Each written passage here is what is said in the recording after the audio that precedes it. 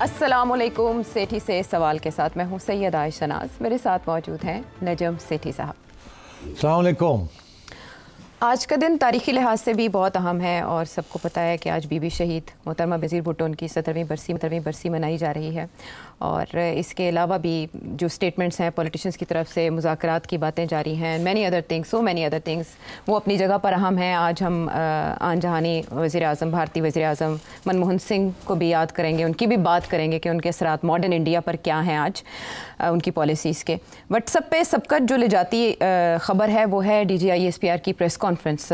फ़ौजी अदालतों से सज़ाओं के बाद जो 2 प्रेस रिलीज सज़ाओं के हवाले से आया और उसके बाद आज की प्रेस कॉन्फ्रेंस आई, तो बहुत ज़्यादा क्यूरियोसिटी के साथ देखा जा रहा था कि किस पहलू के बारे में DGI-SPR बात करेंगे। तो उन्होंने तकरीबन हर पहलू को जो मुल्की सलामती से रिलेटेड है उसको टच किया। उसमें अफगानिस्तान भी आ गया, कुरम एजेंसी के मामलात भी आ गए, फिर हुकूमती जो मुज़ाकरात चल रहे हैं इमरान खान साहब की पार्टी के साथ वो वाले मामलात भी ज़रा बहस आए। फिर मिलिट्री ट्रायल्स के हवाले से भी सवाल किए गए। जनरल टाइट फैस की जो ट्रायल चल रहा है उस पर भी क्वेश्चनिंग हुई। उन्होंने कहा उस पर तज्ज़िये से और जो तबसरे हैं उनसे गुरेज किया जाए।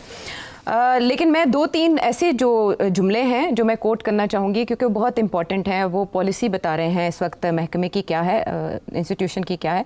उन्होंने अफ़गानिस्तान के बारे में बात करते हुए कहा कि आर्मी चीफ ये कह चुके हैं कि एक पाकिस्तानी की जान और माल अफ़गानिस्तान पर मुकद्दम है। अफ़गानिस्तान खारजियों और दहशतगर्दों को पाकिस्तान पर फ़ौक़ियत ना दे। कल अफ़गानिस्तान के साथ जो भी झड़पें हुई, मामलात हुए, उसके बाद ये तबसरा बहुत अहम था। और जब उनसे क्वेश्चन किया गया कि इमरान खान साहब चाहते हैं कि आप पॉलिसी को चेंज करें और डायलॉग की तरफ आएँ, मुज़ाकरात की तरफ आएँ, तो उन्होंने कहा कि हमारे बिलवास्ता और बिलावास्ता दोनों तरह से मुज़ाकरात रहे हैं, लेकिन अगर मुज़ाकराती हर मसले का हल होते तो दुनिया में जंगें ना होती। इस तरह से उन्होंने उनको रद्द कर दिया। बहरहाल दोगली सियासत का प्रचार, गुमराह सोच और दोबारा आबादकारी की नाम नहाद पॉलिसी, इसके अलावा ये कहना कि कोई फ़र्द वाहिद इसकी सियासत और इसकी इक़्तिदार की ख्वाहिश पाकिस्तान से बालातर नहीं है। सवालात भी हुए और उनके जवाब भी मिले। लेकिन मैं आपसे ये जानना चाहूँगी कि आज की प्रेस कॉन्फ्रेंस की टाइमिंग कितनी अहम है और इसमें आपको क्या मिसिंग लगा, आपने भी देखी? सही कह रहे हैं। मेरा ख्याल है इस साल 5 प्रेस कॉन्फ्रेंसेस हुई हैं, ऐसे ही है ना जी। ये 5वीं थी। प्रेस स्टेटमेंट्स आए हैं because after every core commanders meeting एक बयान तो आता है जी। प्रेस रिलीज आती है, मगर प्रेस कॉन्फ्रेंस बड़ी ट्रिकी चीज़ होती है। सवाल भी होते हैं और फिर जवाब देना पड़ता है। फिर वहाँ पता भी ये चल जाता है कि किस सवाल का जवाब मिला, किस सवाल का जवाब नहीं दिया। तो आपका सवाल का अगर मैं जवाब दूँ तो ये है कि आज 1-2 ऐसे मौजू थे जिसके ऊपर कोई रोशनी नहीं डाली उन्होंने। हालांकि आज के दिन में 1-2 ऐसे इश्यूज़ हैं जो कि जैसे कहते हैं हॉट इश्यूज़ हैं और जिसके अंदर तवक्को ये की जा रही थी कि उसके ऊपर भी कोई तबसरा होगा। एक तो ये कि जो इस वक्त रिचर्ड क्रैनल के बारे में और उनके जो बयान आ रहे हैं इमरान खान के बारे में, उसके बारे में हुकूमत पाकिस्तान की तरफ से ख्वाजा आसिफ ने भी बात की है।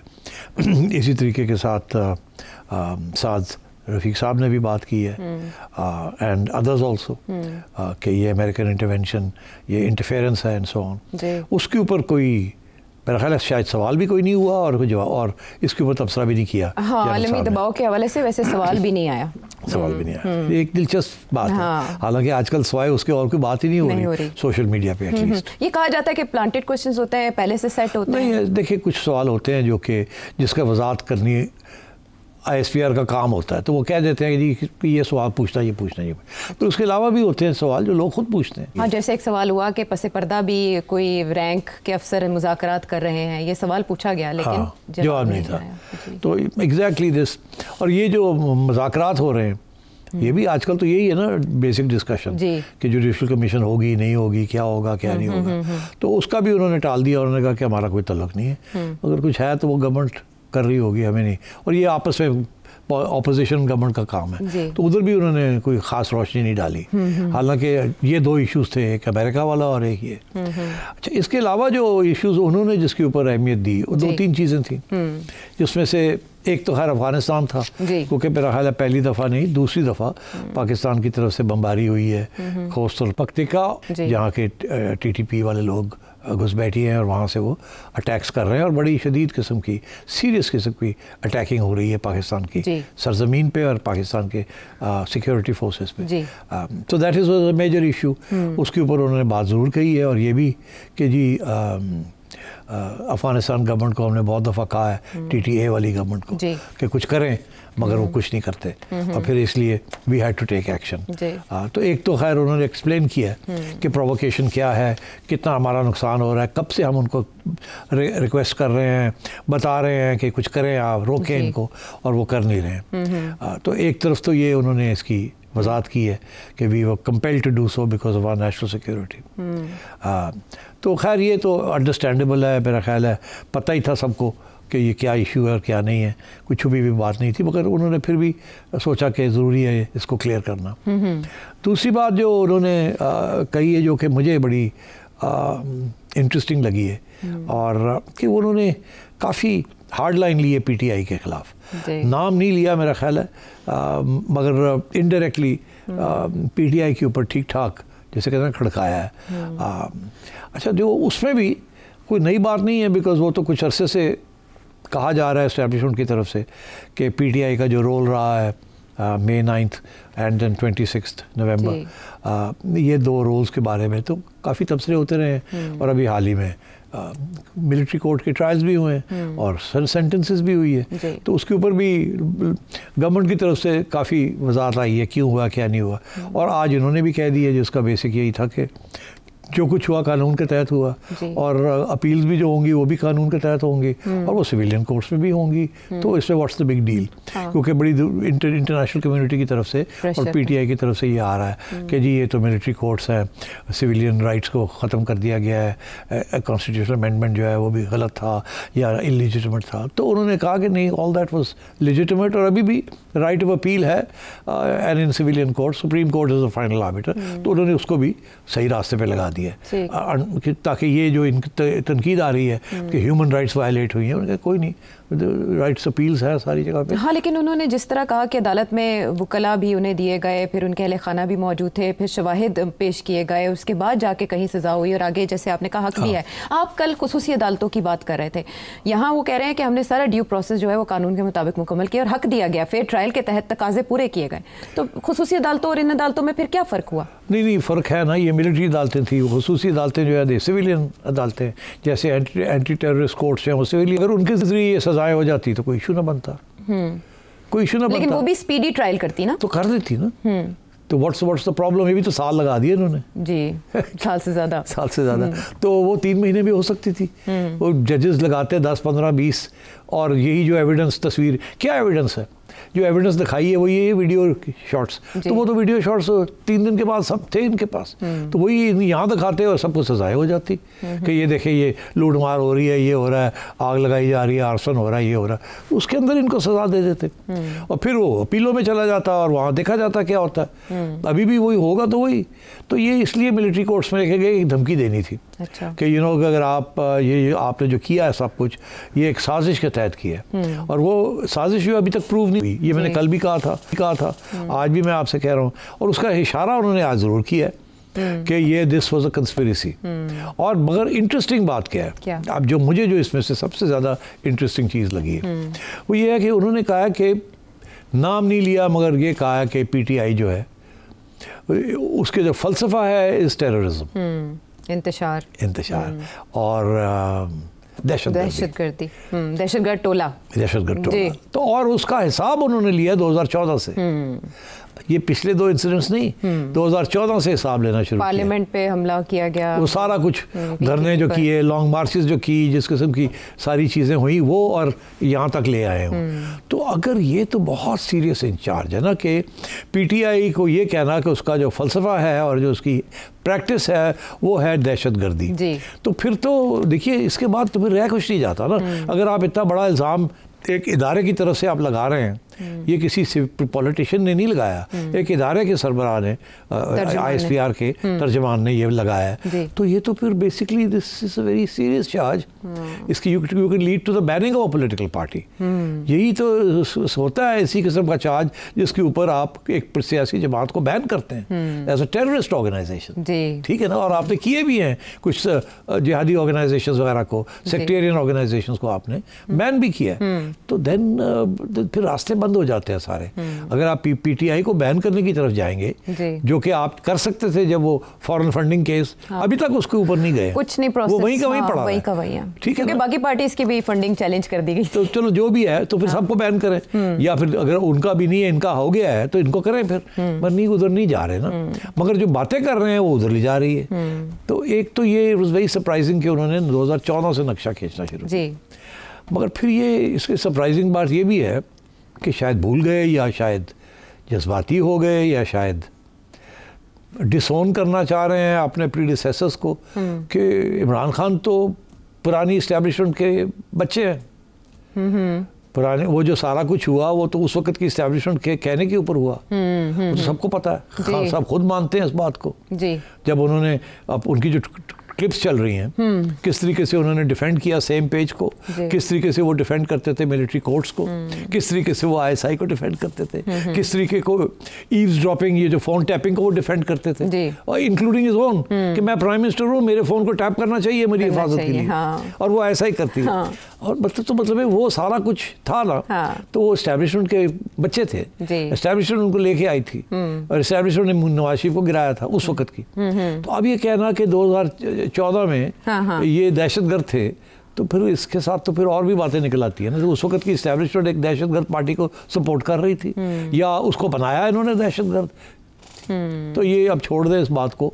मैं समझता हूँ कि इसकी ज़रूरत नहीं थी उधर जाने की, और इसको इतनी गहराइयों में नहीं जाना चाहिए, फिर आपके ऊपर और सवाल खड़े हो जाते हैं। लेकिन तालिबान के वाले से पॉलिसी का भी तो जिम्मेदार, तो फिर अब आइए आप तालिबान के ऊपर, फिर आप जैसी ख़वातीन ये सवाल पूछ लेती हैं कि जी ये तो जो पॉलिसी थी, ये जो पॉलिसी थी उनको यहाँ सेटल करने की या रिहेबिलिटेट करने की, तो ये तो पिछली एस्टैब्लिशमेंट की पॉलिसी थी। और जिन साहब को आपने इस वक्त जिसके खिलाफ आप कोर्ट मार्शल प्लानिंग कर रहे हैं, जनरल फैज़ हमीद, उस वक्त की इंटेलिजेंस एजेंसीज जो थी, और जो आर्मी चीफ थे, और जो आर्मी हाई कमांड थी, because ISI is not an independent organisation, तो then they are responsible for the crisis of Afghanistan. ठीक है ना। हाँ, लेकिन तो उसमें पहलू ही है सिर साहब, माजरत कतकलामी की, वो कहते हैं कि जो आज भी उनसे मुज़ाकरात की बात कर रहे हैं, आज भी जब इतने हमले हो चुके, तो ये बात जाहिर करती है कि 2021 में इन्हीं की पॉलिसी की वजह से ये आज का मसला है। क्योंकि आज भी इमरान खान उनसे तो मुज़ाकरात की बात कर रहे हैं ना, वो कह रहे हैं कि आप अटैक ना करें, आप उनसे बात करें। देखिए, मुज़ाकरात की बात नहीं है, बात ये है कि आप टेररिज्म छोड़ दें। मुज़ाकरात किसके ऊपर करेंगे आप? मुज़ाकरात तो पता है आपको कि 2008 से लेके 2016 तक या 18 तक 14 मुज़ाकरात हुए थे, नेगोशिएटेड सेटलमेंट्स। तो ये तो it's a history of capitulation कि बातचीत करके इनको रोकने की कोशिश की गई। और एक ज़माना ये भी था कि इनको कहा जाता था कि ये अच्छे मुसलमान हैं, मगर थोड़े मिसगाइड हो गए हैं। अच्छा, misguided. Good Taliban, bad Taliban आगे थे। हाँ, कि ये अच्छे तालिबान में से हैं, ये बैड तालिबान नहीं है। ये हमारे हैं ना, तो अच्छे तालिबान है। पता लगा कि वो अफगान जो थे वो इतने बुरे नहीं थे, हमारे ही बुरे निकले। बहरहाल वो बात की बात है। हाँ, लेकिन सिर्फ इमरान खान साहब के सर पे ये इल्ज़ाम धरना, हाँ, तो ये गलत है। अच्छा। ये उस वक्त इमरान खान साहब तो सिर्फ स्पोक्समैन थे एस्टैब्लिशमेंट के। अच्छा। तो ये एस्टैब्लिशमेंट की पॉलिसीज़ थी। खान साहब के बस की बात नहीं थी ऐसी पॉलिसीज़ बनाना, उनका तो कोई दिलचस्पी भी नहीं थी फॉरेन पॉलिसी के अंदर। वो तो सिर्फ एक चोरों के पीछे पड़े हुए थे और उनका कोई इंटरेस्ट नहीं था किसी चीज़ में, ना फॉरेन पॉलिसी में था, ना इधर था, ना उधर था। अच्छा। उनका तो 1 पॉइंट एजेंडा था, to create a 1 party system, work with the army as your right hand, और उनके ज़रिए सारा कुछ करवाएं और सब कुछ छुट्टी करा दें और एक डिक्टेटरशिप कायम करें। इसीलिए तो वो 4 घंटे के लिए, 5 घंटे के लिए जाते थे दफ्तर, एक कैबिनेट मीटिंग करके घर आ जाते थे। He was not interested in running a government, he was interested in knocking out everybody else. तो इसीलिए तो इल्ज़ाम लगता है ना कि फाशिस्ट थे वो। बहरहाल वो अलग बात है। अब आइए कि तो ये सारी चीज़ें खड़े हो जाते हैं सवाल जब आप इस किस्म की बातें करते हैं। मगर अब बात ये है कि Afghanistan is a real issue, PTI is a real issue. जी, ठीक। एंड आई थिंक ये दोनों इश्यूज को सही, और अब आगे जाके in my view America is going to become a real issue. But उस पे बात क्यों नहीं की गई आज? तो खैर मेरा ख्याल है वो अच्छा ही है, बात नहीं की गई इन माय व्यू। उसकी वजह ये है कि ये जो वहाँ से बातें हो रही है ना, they are not at the highest level, वो एक पर्सनल लेवल पे हैं, and to respond to them at a high level, institutional level is not a good idea. अच्छा, foreign office was under pressure, उन्होंने एक बयान दे दिया, उसके बाद चुप कर गए। Good for them. मेरा ख्याल है डिफेंस मिनिस्टर साहब ख्वाजा आसिफ को कुछ कहने की जरूरत नहीं थी, मगर वो भी प्रेशर होगा ना, कुछ तो कहे ना।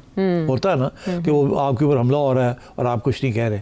प्रॉब्लम ये है कि वो साहब हैं, वो अभी तक ऑफिशियली कुछ नहीं है, अनऑफिशियली होंगे, ऑफिशियली कुछ नहीं है।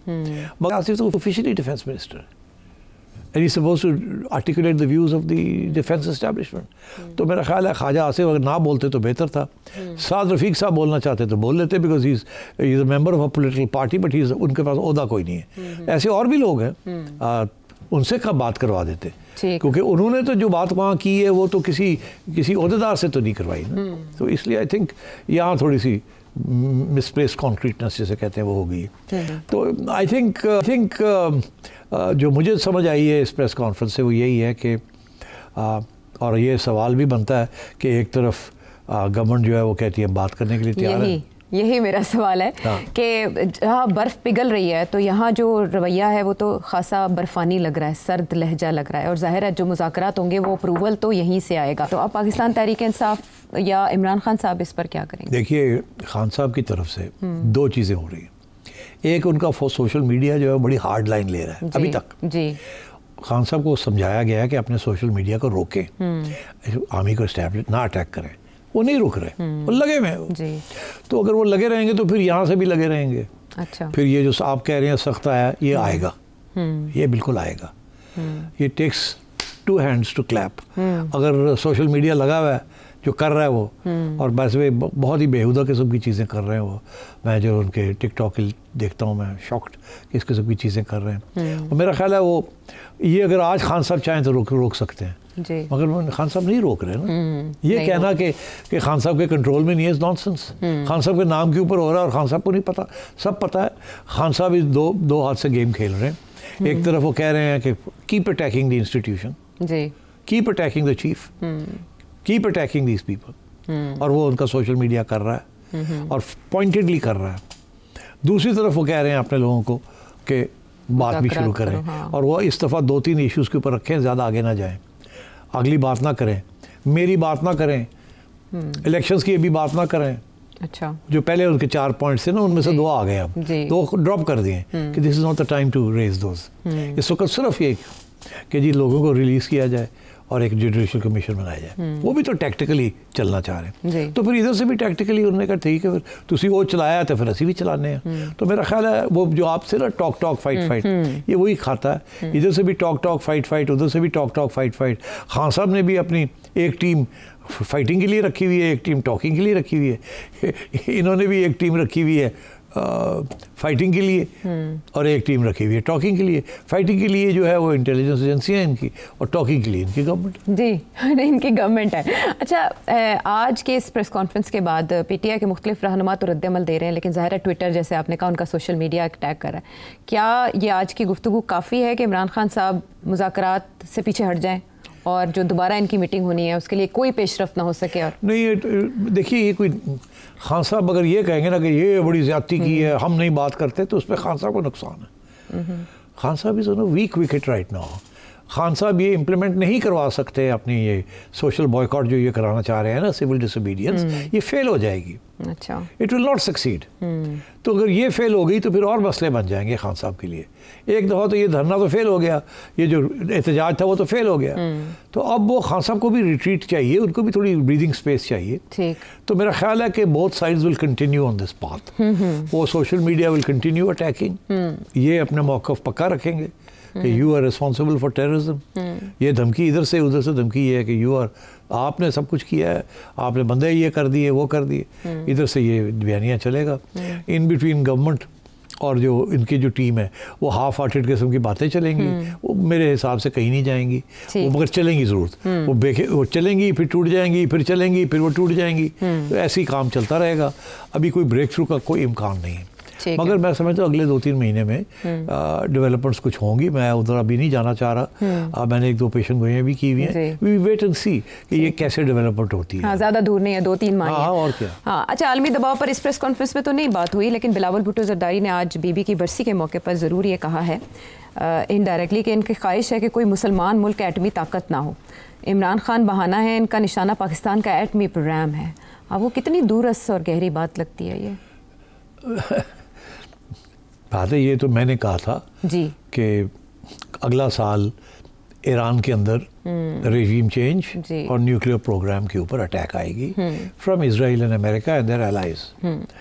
और उसके बाद जब वो उनको फारग कर लेंगे तो फिर लाइकलीहुड ये है कि वो फोकस करेंगे on the only other Muslim country that has a nuclear weapon। Netanyahu की भी बात आपने की थी, उन्होंने जो स्टेटमेंट बताया था कि उनके बयान है इंटरव्यू उनका कि पाकिस्तान एंड ईरान। जी। तो अब वो ईरान की बारी के बाद फिर पाकिस्तान की आएगी। मगर अभी लेटेस्ट जो डेवलपमेंट है वो यही है ना कि उन्होंने पहले हमास को फारग किया, अटैक किया, फिर हिजबुल्लाह को किया, डेसिमेट किया, नॉकआउट किया। उसके बाद वो सीरिया पे उन्होंने टेक ओवर कर लिए।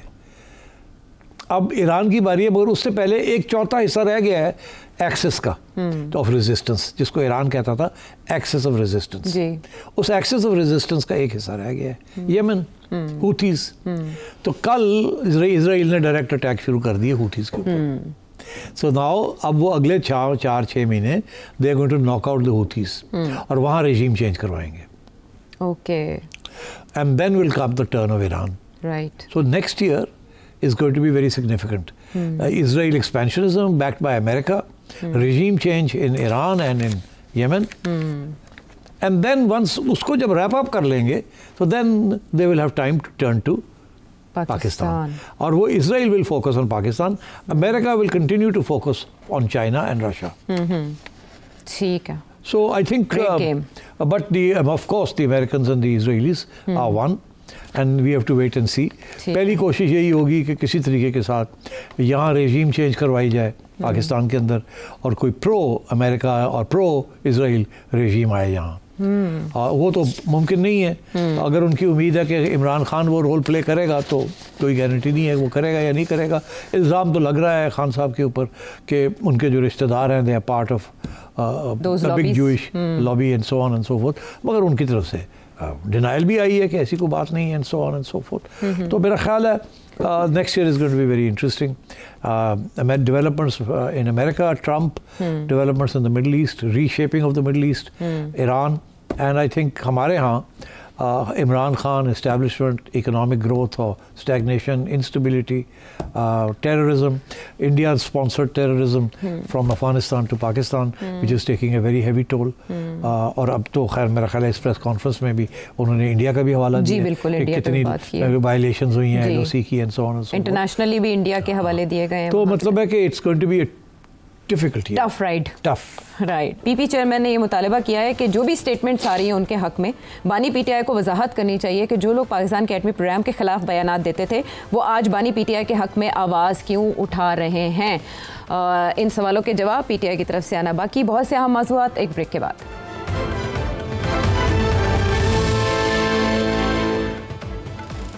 शो में एक बार फिर खुश आमदेद। सर साहब, वैसे भी दिसंबर उदासियों का हामिल होता है, लेकिन जब 27 दिसंबर आती है तो उदासी कुछ ज़्यादा हो जाती है। खुसूसन बीबी शहीद, वो जिस तरह की लीडर थी मुस्लिम उम्मा के लिए, ख़ातून लीडर के तौर पर जिस तरह उन्होंने मनवाया, फिर आज का दिन उनकी याद में मनाया जाता है। लेकिन ये जो जनरेशन है आज की, शायद वो बीबी से उस तरह से वाकिफ़ नहीं है।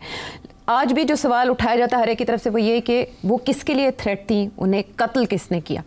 यहाँ तक कि पीपल्स पार्टी की गवर्नमेंट भी इन सवालों के जवाब तलाश नहीं कर सकी और वो जवाब देते भी नहीं है। वो आज की पॉलिटिकल रेटरिक में ही जकड़े हुए हैं।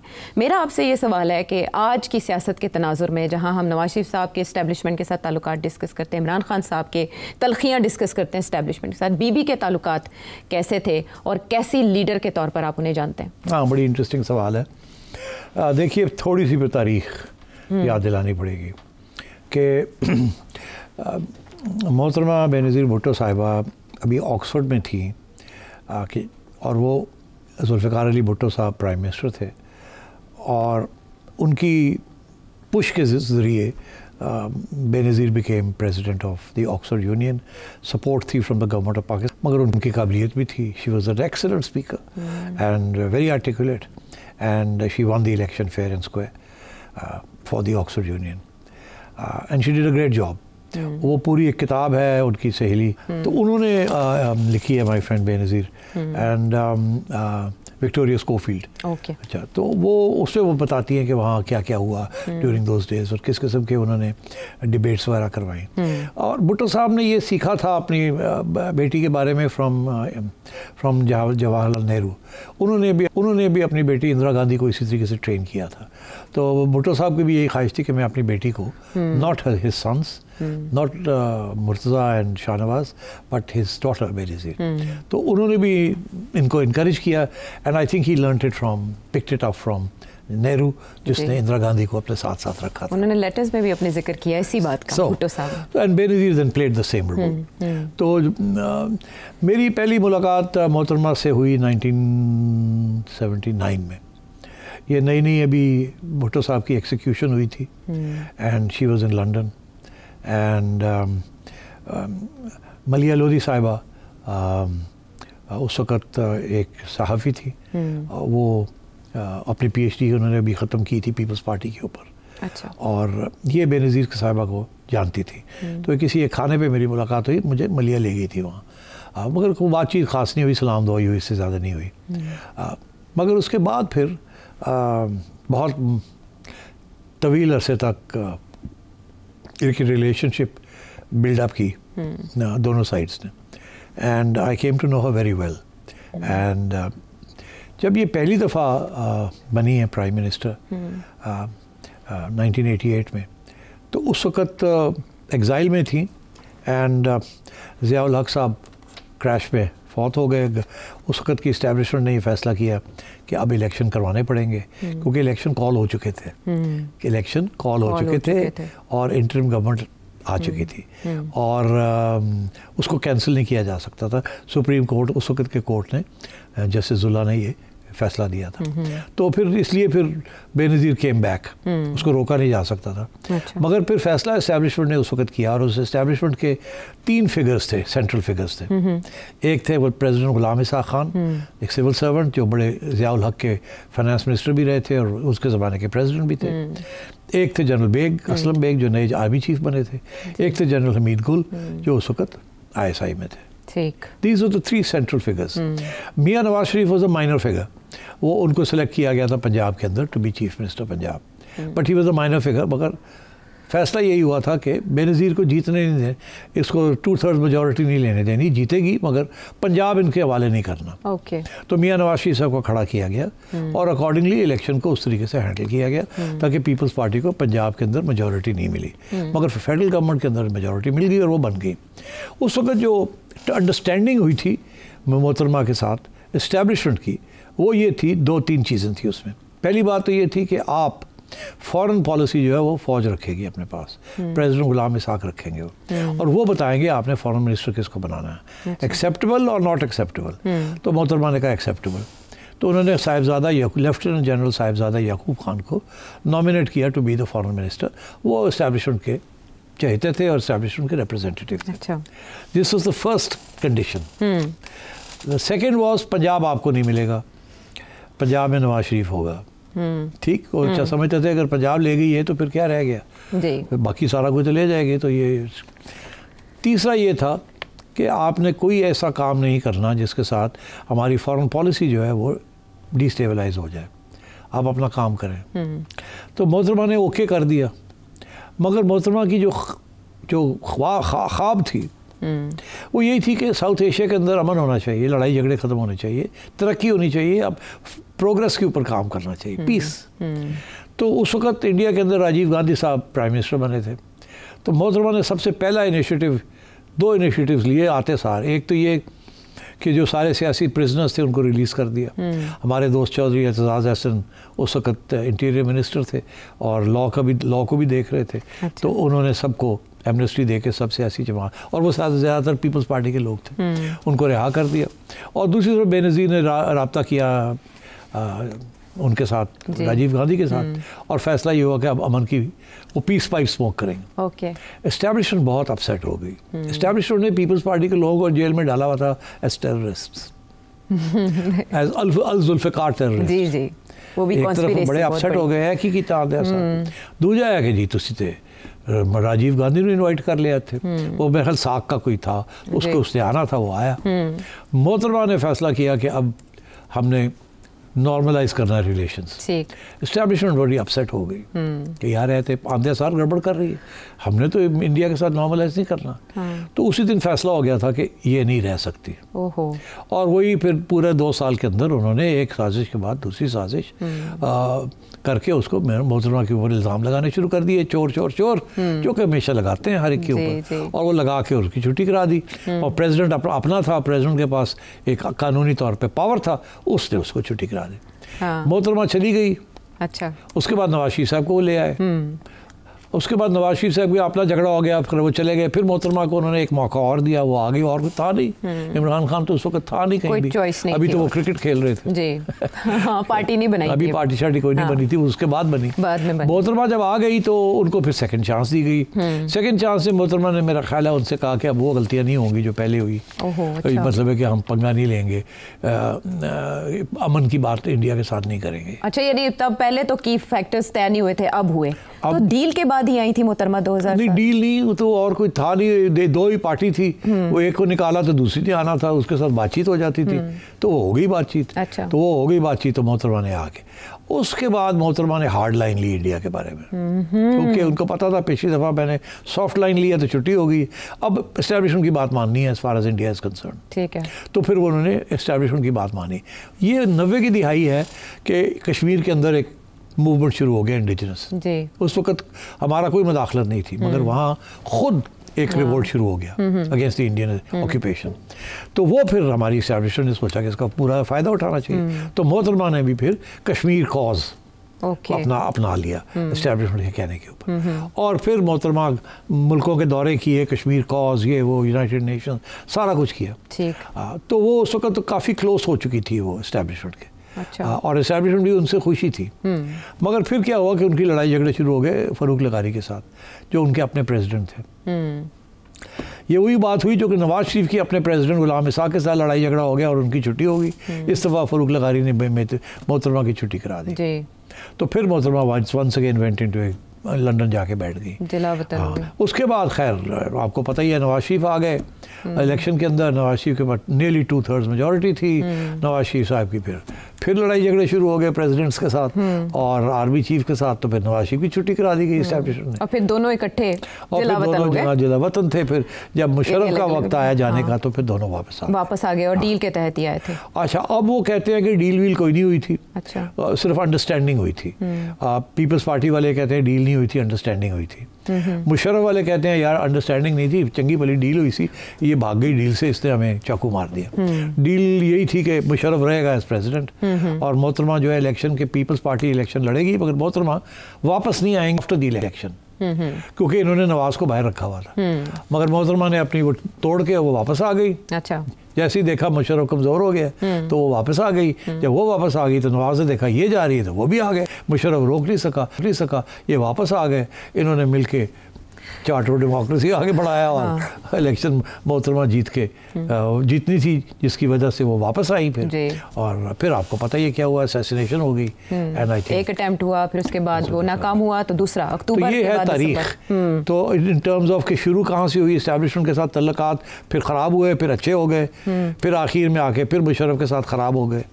तो अंडरस्टैंडिंग, ये समझौता उन्हें करना ही पड़ा, बीबी को भी करना पड़ा एस्टैब्लिशमेंट के साथ। अच्छा, ब्रेक से पहले उनका जो बीबी की जो शख्सियत थी, वो भुट्टो साहब से ज़ाहिर है, भुट्टो साहब की लाडली थी, वो उन्हें प्यार से पिंकी कहते थे। आपने कहा वो उनका इंतखाब थी सारे बच्चों में। आपकी जब मुलाकात हुई तो आपके ऊपर उनका एवर लास्टिंग इम्प्रेशन क्या? देखिए, मेरे मुख्तसर स्टेजेस पे मुख्तसर इम्प्रेशंस थे। जब वो नई नई आई थी तो उस वक़्त मेरा ख्याल था कि शी इज़ वेरी इमेच्योर, मगर साथ साथ ये भी था कि फर्स्ट बोर्न प्राइम मिनिस्टर, बड़ी इमोशनल मोमेंट था और इतनी आवाम की सपोर्ट थी उनको कि बंदा पिघल जाता था जी। तो मैं पिघल गया। अच्छा। ज़हनी तौर पे मैं समझता था कि पता नहीं ये पीपल पार्टी वाले करेंगे ठीक नहीं करेंगे, क्योंकि भुट्टो साहब भी इस्टेब्लिशमेंट के बड़े करीब थे ना एक ज़माने में। तो ये जो, पर मुझे यही होता है कि जो इस्टेब्लिशमेंट ज़्यादा करीब होते हैं उन्हीं को फिर इस्टेब्लिशमेंट ठीक ठाक करती है जब वो गड़बड़ करते हैं। तो अब मेरा ख्याल था कि ये भी बड़ी करीब है इस्टेब्लिशमेंट के, शायद ये भी, क्योंकि उन्होंने फॉरेन मिनिस्टर भी ले लिया, ये भी कर लिया। मगर जब उनको निकाला तो उस वक्त ऐसे ही लगता था कि ज़्यादती की गई उनके साथ एक साजिश के तहत, और उस साजिश के अंदर जो इल्ज़ाम लगता था वो जनरल असलम बेग पे और जनरल हमीद गुल पे लगता था। हमीद गुल ISI में थे और जनरल बेग आर्मी चीफ बन चुके थे। जनरल बेग एक्सटेंशन चाहते थे अपनी, जो कि मेरा ख्याल है मोहतरमा ने नहीं देनी थी, और बाद में भी नवाज शरीफ साहब जब आ गए 91 में उन्होंने भी नहीं देनी थी, इसीलिए फिर उनको घर जाना पड़ा, और फिर साजिश नवाज शरीफ के साथ भी के ख़िलाफ़ भी हो गई थी। तो मैं समझता हूँ कि मगर जो बेनज़ीर साहबा की was better than her first, सबक सीख चुकी थी, बहुत मैच्योर हो चुकी थी, मगर अनफॉर्चुनेटली प्रेसिडेंट के साथ लड़ाई की। आखिरी टर्म जब वो वापस आई हैं बहुत फ़र्क था। I was so impressed with her कि मैंने सोचा कि इनको फुल सपोर्ट करनी चाहिए। बहुत मैच्योर हो चुकी थी, और मेरा ख्याल है कि अगर वो ज़िंदा रह जाती तो उन्होंने पाकिस्तान के लिए एक नया रुख डेफिनेटली मुतय्यन कर लेना था, और मेरा ख्याल है वो बड़ा सेंसिबल और सेंटर ऑफ द रोड और स्टेबलाइजिंग इन्फ्लुएंस होता, because she had learned quite a lot. और सबसे इम्पॉर्टेंट बात थी उनका ये फैसला था कि उनकी फैमिली जो है, including Asif Ali Zardari and the children, ये पाकिस्तान में सियासत में हिस्सा नहीं लेंगे और वही खुद करेंगे सब कुछ, इनको दूर रखना था। मुझे याद है उन्होंने मुझे कहा था कि Asif will stay in Dubai, he will not come, and so I was very impressed and obviously shocked, saddened, grieved. No doubt. मुझे याद है मुझे आंसू आए थे when I heard that she'd. It was shocking. So you know, I thought कि this is a great opportunity for Pakistan. मोहतरमा की वापसी. Personally, उनके अंदर इतनी भी कोई बुराई की इरादा नहीं थी। वो कोई उसके अंदर रिवेंज और विक्टिमाइजेशन और वेंजफुल होना ये कुछ भी नहीं था। बड़ी नरम दिल थी, बहुत इंटेलिजेंट थी, बड़ी जल्दी सबक सीखती थी, थोड़ी बहुत ज़िद्दी तो थी, but that's okay. At that level हक भी बनता है कि कुछ अपनी थोड़ी बहुत तो होनी चाहिए ना, थोड़ा बहुत अपना भी होता है। But I must tell you she was very kind to me, very forgiving, क्योंकि मैंने एक ऑपोजिशन भी की थी उनकी, मगर उन्होंने कभी भी उसको पर्सनली नहीं लिया, जैसे कि और सियासतदानों ने लिया है कभी कभी। उनके खिलाफ बात करते तो वो माफ़ नहीं करते। मोहतरमा में ऐसी कोई चीज़ नहीं थी। She was a wonderful lady, I miss her enormously. Everyone does. और आज उनकी बरसी के मौके ज़्यादा ही याद आई, जैसे वो चाहती थी कि उनका ख़ानदान सियासत में हिस्सा नहीं लेगा। बिलावल भुट्टो जरदारी साहब भी ये कह चुके हैं कि उन्हें जो रोल दिया गया वो इसके लिए तैयार नहीं थे, हादसाती तौर पर उन्हें आगे आना पड़ा। बहरहाल बहुत से ऐसे खला होते हैं जो कभी पूर्ण नहीं हो पाते, बीबी का खला उनमें से एक है। वापस आते हैं ब्रेक के बाद।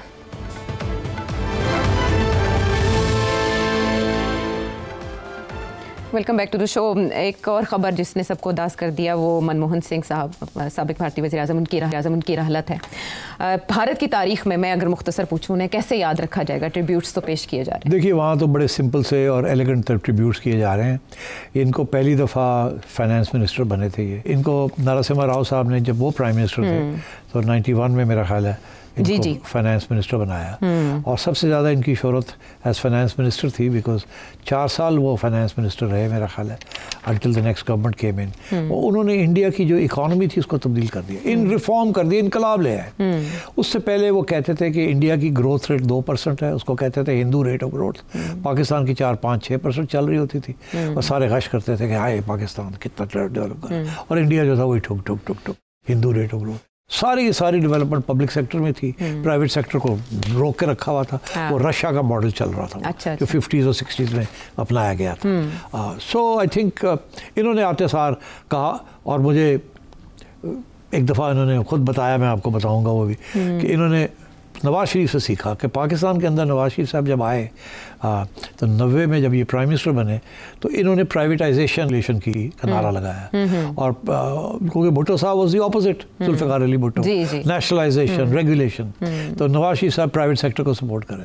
तो इन्होंने मनमोहन सिंह समझते थे कि ये बिल्कुल सही किया नवाज शरीफ ने, तो उन्होंने इंडिया के अंदर भी ये सारे रिफॉर्म्स जो हैं, starting from D regulation, privatisation and so on, लंबे चौड़े रिफॉर्म्स थे कि प्राइवेट सेक्टर को इनकरेज किया जाए।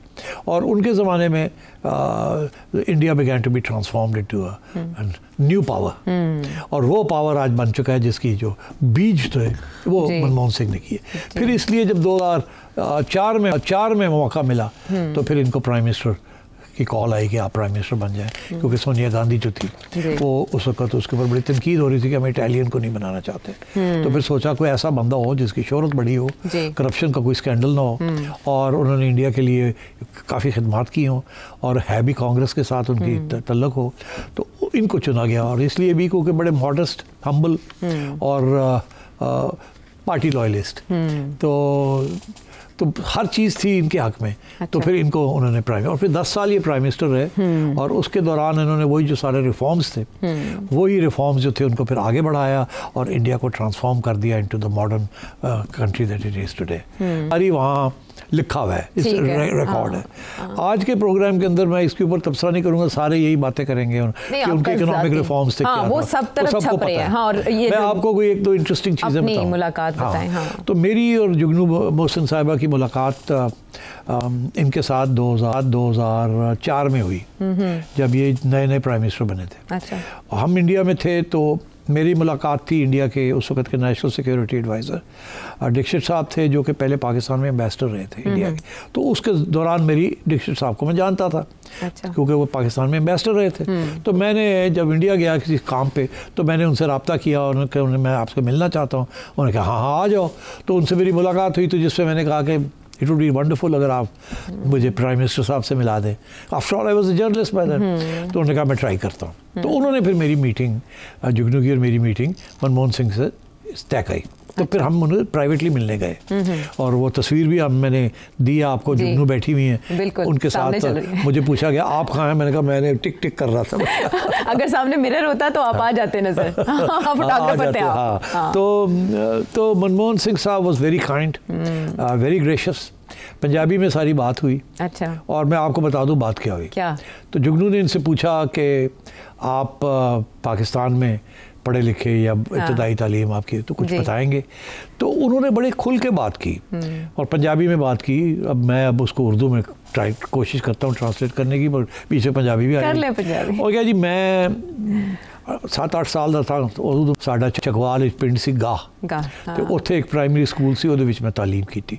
ਔਰ ਉੱਥੇ ਬਾਹਰ ਇੱਕ ਦਰਖਤ ਦੇ ਥੱਲੇ ਬਹਿ ਕੇ ਤੇ ਸਾਡੇ ਜਿਹੜਾ ਮੇਰਾ ਟੀਚਰ ਸਨ ਉਹ ਮੁਸਲਮਾਨ ਸੀ, ਔਰ ਉਹਨਾਂ ਨੇ ਮੈਨੂੰ ਅਰਿਥਮੈਟਿਕ ਸਿਖਾਈ। ਅੱਛਾ। ਤੇ ਮੇਰੀ ਬੜੀ ਖਾਹਿਸ਼ ਹੈ ਕਿ ਮੈਂ ਕਿਦੋਂ ਪਾਕਿਸਤਾਨ ਜਾਵਾਂ ਤੇ ਮੈਂ ਗਾਹ ਜਾਵਾਂ ਤੇ ਉਹ ਸਕੂਲ ਇੱਕ ਵਾਰੀ ਫਿਰ ਜਾ ਕੇ ਮਿਲਾਂ। ਤੇ ਫਿਰ ਮੈਨੂੰ ਕਹਿਣ ਲੱਗੇ ਕਿ ਮੇਰੀ ਇਹ ਵੀ ਬੜੀ ਖਾਹਿਸ਼ ਹੈ ਕਿ ਉਹਨੂੰ ਅਪਗ੍ਰੇਡ ਕੀਤਾ ਜਾਵੇ।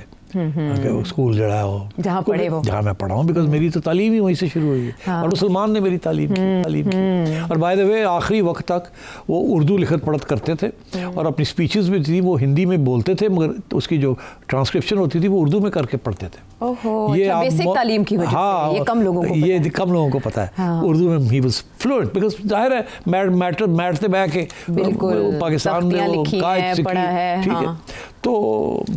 तो फिर ये हुआ कि उस ज़माने में हम जब वापस आए वहाँ से, तो उस वक्त चौधरी शुजात प्राइम मिनिस्टर बने थे थोड़े दिन की, 3 महीने के लिए। तो हमारे बड़े अच्छे तल्लुकात थे चौधरी साहब से। चौधरी साहब जैसे ही प्राइम मिनिस्टर बने तो बड़े अच्छे तल्लुकात थे, हमारे घर के करीब ही रहते थे वो चौधरी साहब और दोनों चौधरी हजरात। तो चौधरी परवेज़ लाई और चौधरी शुजात ये हमारे घर आ गए प्राइम मिनिस्टर साहब कि मैं क्या कि मैं आवा तो मन दसो मैं 3 महीने वास्ते प्राइम मिनिस्टर आया, मैं की कर सकता थोड़े वास्ते। अच्छा। बड़े यार, he is a very fine man, no doubt. Chaudhry Shujaat fine man. अब क्या जरूरत थी आने की, मगर नहीं आने का। गुआंढी भी ने, यार दोस्त भी ने, वफादार हैं ये चौधरी बरादरान, तो वो दोनों आ गए। उन्होंने कहा मैं की कर सकता थोड़े वास्ते, कोई दसो अच्छी काम मुल्क वास्ते भी थोड़े वास्ते भी। मैंने सोचा, मैंने कहा जी मैं उन्हें मिल के आया मनमोहन सिंह ਨੂੰ ਤੇ ਉਹ ਹੀ ਗੱਲ ਕਰਦੇ ਪਏ ਸਨ। ਕਹੇ ਕੀ? ਮੈਂ ਕਿਹਾ ਉਹ ਕਹਿੰਦੇ ਪਏ ਸਨ ਕਿ ਗਾਹ ਦਾ ਜਿਹੜਾ ਸਕੂਲ ਹੈ ਉਹਨੂੰ ਅਪਗ੍ਰੇਡ ਕਰ ਦਿਓ ਤੁਸੀਂ। ਅੱਛਾ। तो मैं जिस पाकिस्तान आवागा तो मैं आके उत्थे जाना चाहवागा, तो मैं आना भी है पाकिस्तान। चौधरी साहब ने कहा गल ही कोई नहीं, मैं हुणे करना।